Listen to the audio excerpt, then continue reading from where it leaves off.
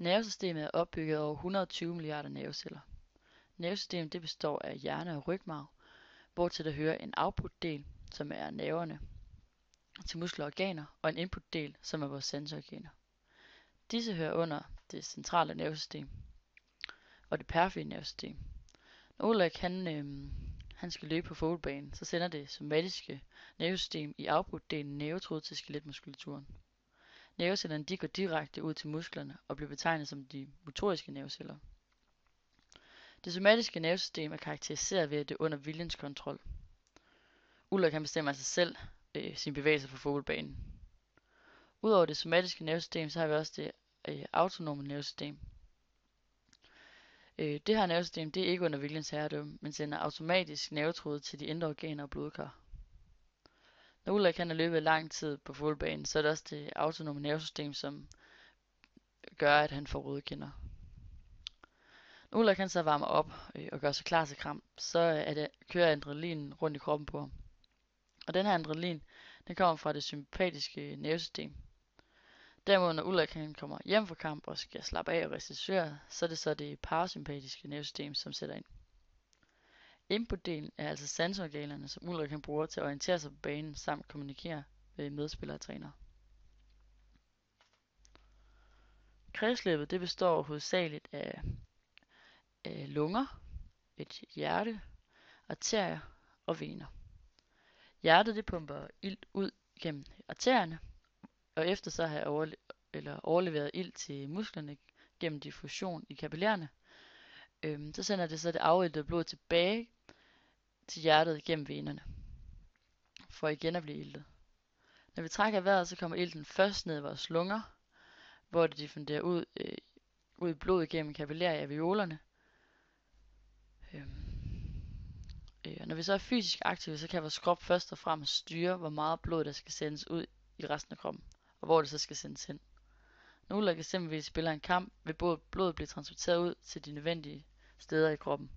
Det vil altså sige hovedsageligt benene og i fødderne og hjernen. Det kan resultere i, at Ulrik kan komme til at fryse sine hænder, selv på en varm sommerdag, fordi blodet der altså ikke bliver transporteret ud til fingerspidserne. Som fodboldspiller, så er der nogle forskellige fysiske krav, alt efter hvorhen på banen du spiller.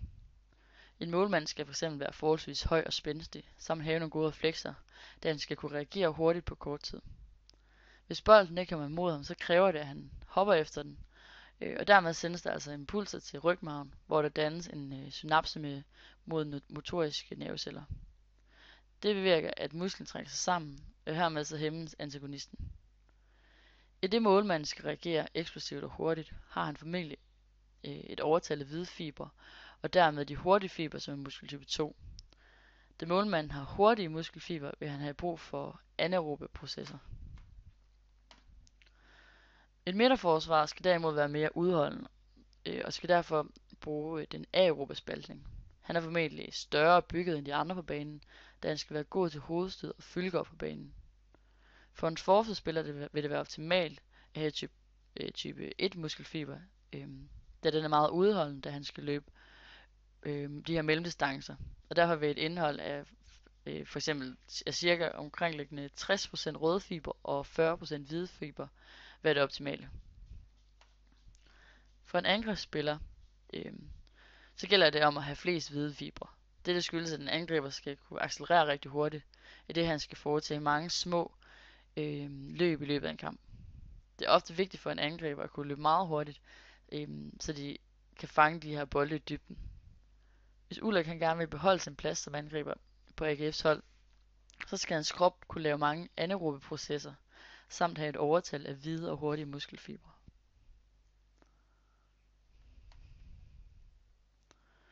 Ulrik han er en fan, eller på engelsk en supporter. Han kommer til alle hjemmekampene og de fleste udekampe, hvis hans egen træning og kampprogram altså tillader det. Han er også medlem af AGF's fanklub. Det vil sige, at han har et fast tilhørsforhold hver gang han går til kamp, da vi går ud fra, at han jo nok kender nogle af de andre AGF-fans.